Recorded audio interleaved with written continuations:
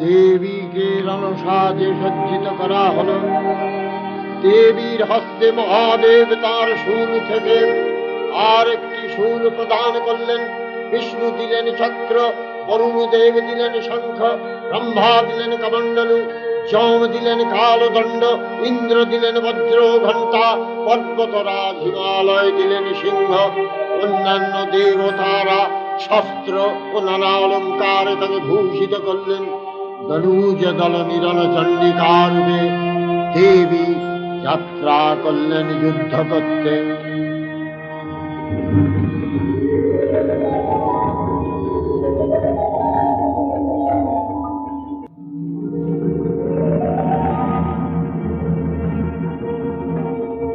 দেবীর রণহুঙ্কারে স্বর্গরাজ্য কম্পিত হতে লাগলো।